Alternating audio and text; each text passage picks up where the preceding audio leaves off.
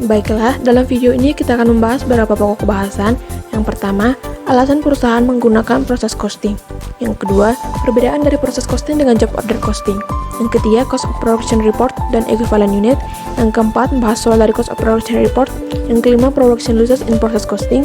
Dan yang keenam, bahas soal dari production losses. Pertama, alasan perusahaan menggunakan proses costing. Perusahaan menggunakan proses costing karena perusahaan menganggap bahwa metode ini efektif. Jika perusahaan manufaktur menjalankan lini produksi yang secara konstan memproduksi produk atau suku cadang yang sama, biaya ditanggung oleh tiap departemen alih-alih oleh suatu proyek.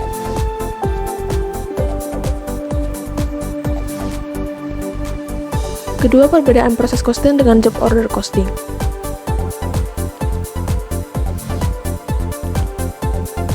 Job order costing memiliki produk yang sangat bervariasi. Biaya akan diakumulasikan berdasarkan pesanan kerja, dan biaya per unit dihitung melalui pembagian jumlah biaya pekerjaan dengan unit produksi untuk pekerjaan tersebut.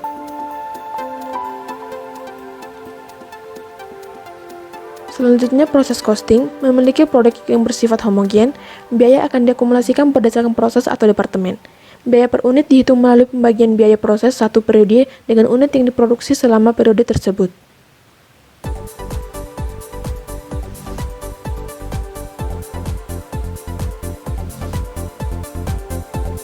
Selanjutnya kita akan membahas cost of production report dan equivalent unit.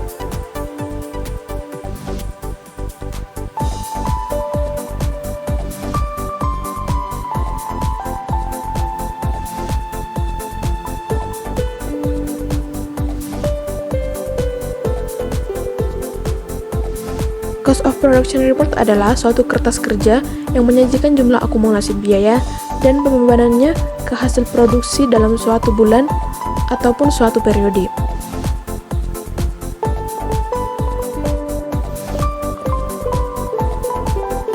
Format cost of production report untuk tiap departemen bisa berbeda-beda, namun selalu menyajikan informasi berikut ini. Yang pertama, total cost dan unit cost atas pekerjaan yang diterima dari satu departemen lain atau lebih. 2. Total cost dan unit cost atas material, labor, dan FOH yang ditambahkan ke dalam departemen. 3. Biaya WP awal dan WP akhir. 4. Biaya yang ditransferkan ke dalam departemen berikutnya atau ke gudang barang jadi. Laporan harga pokok produksi terdiri atas yang pertama, schedule kuantitas, 2 unit ekuivalen, 3 perhitungan cost per unit, 4 pertanggungjawaban biaya baik untuk nilai barang jadi maupun nilai barang dalam proses. Unit ekuivalen adalah jumlah dari suatu sumber daya seperti bahan baku, tenaga kerja atau overhead yang diperlukan untuk menyelesaikan satu unit produk.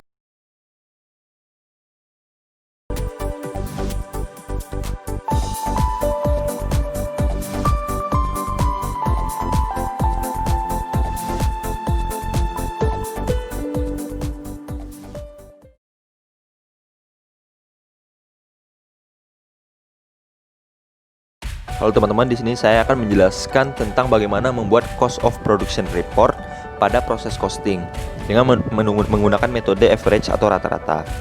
Nah, di sini ada soalnya. Sebuah perusahaan kursi dari Amerika menggunakan kalkulasi biaya proses rata-rata pada 2 departemen produksi yang dimiliki, yaitu departemen cutting dan departemen assembly. Data produksi untuk bulan Januari adalah sebagai berikut. Kita bisa lihat di layar, ada dari departemen cutting dan departemen assembly.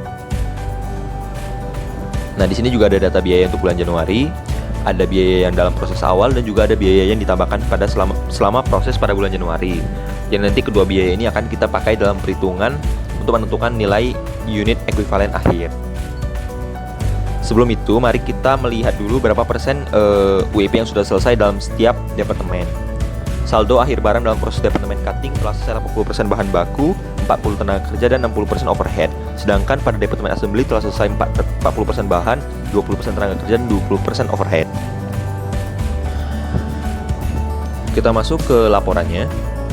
Di sini teman-teman bisa melihat barang dalam proses awal 100, dimulai periode 600, total barang awal di departemen cutting 700, kemudian ditransfer ke departemen assembly 500, sehingga WIP akhirnya 200 dengan proporsi 80% bahan baku, 40% tenaga kerja, dan overhead 60%.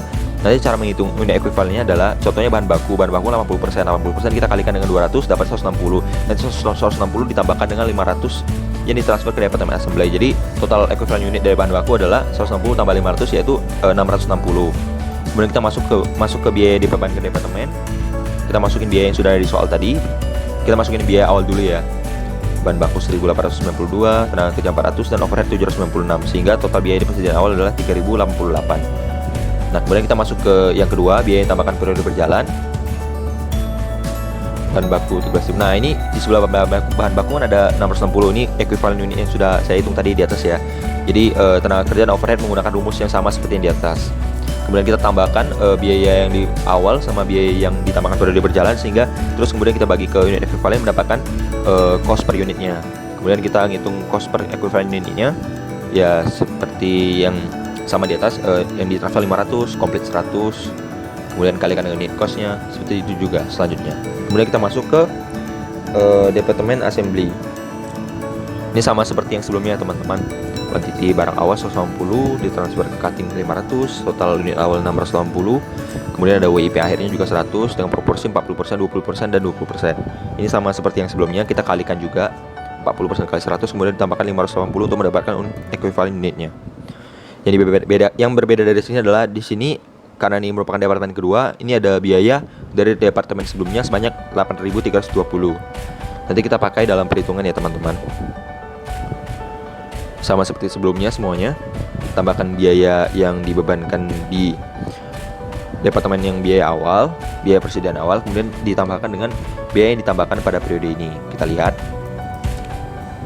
Nah, karena departemen sebelumnya biaya dari departemen sebelumnya cuma ada di awal, yang ditambahkan di periode ini nggak ada, jadi langsung 8.320 bagi 680, yaitu unit equivalentnya.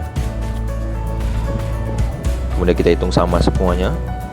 Biaya dari departemen sebelumnya ditambahkan biaya dari biaya persediaan awal, kemudian ditambahkan dengan biaya ditambahkan periode berjalan, kemudian bagi unit equivalent mendapatkan unit cost-nya. Kemudian kita hitung cost per equivalent unit.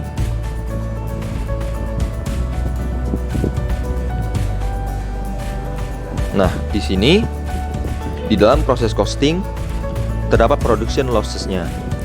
Tapi production losses pada proses costing itu apa ya menurut teman-teman? Nah, di sini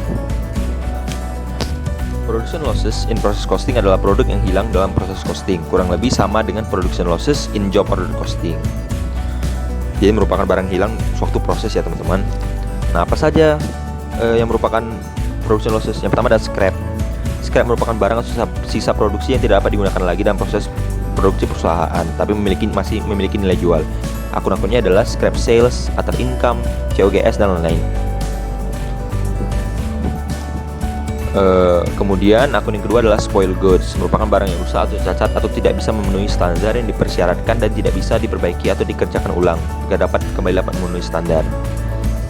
Teman-teman bisa baca ya, atau misalnya kalau kecepatan bisa di pause ya teman-teman, soalnya takut melebihi waktu sehingga video dibuat singkat. Nanti ini ada di perhitungan proses costing ada spoil goods, ini ada perhitungannya. Kemudian production losses yang terakhir adalah reward. Reward adalah proses untuk memperbaiki barang cacat. Normalnya biaya reward diperbankan factory overhead control daripada WIP. Sebab reward pada sistem proses costing biasanya disebabkan oleh faktor internal daripada faktor pelanggan. Kemudian kita lanjut langsung ke perhitungan production losses pada proses costing.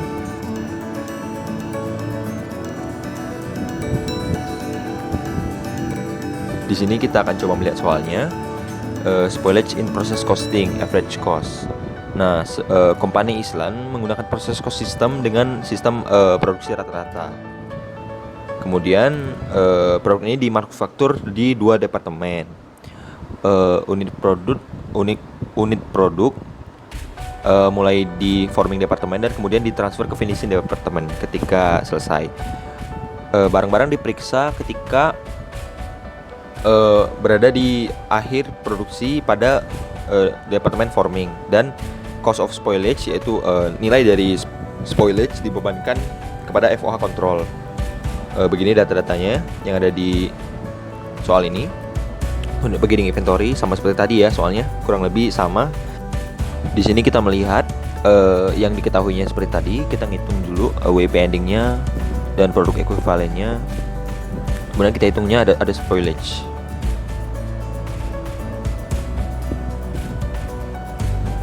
Di sini kita langsung masukkan ke cost of production reportnya. Di sini teman-teman bisa lihat ada yang warna biru itu highlightnya yaitu barang cacat spoilage tadi. Kita masukkan dalam perhitungannya ya. Perhitungannya adalah spoilage ini proporsinya sebesar 100% bahan baku, tenaga kerja 100%, overhead 100%, jadi 500 spoilage-nya.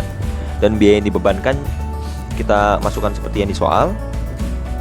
Jadi nanti spoilage-nya kita masukkan ke schedule kuantitas yang awal sama cost per equivalent yang di akhir. Nah, seperti teman-teman lihat yang di akhir ini ada cost per equivalent-nya, ada yang barang cacat berupa material labor dan FOH tadi 100 ya teman-teman. Dan teman-teman kaliin. Perhitungan sisanya sama seperti yang sebelumnya ya. Di sini kita cuma menghitung spoilage-nya. Spoilage-nya jadi dihitung di cost per equivalent unit di akhir. Jadi segitu saja videonya. Terima kasih teman-teman yang udah menonton. Semoga bermanfaat dan terima kasih.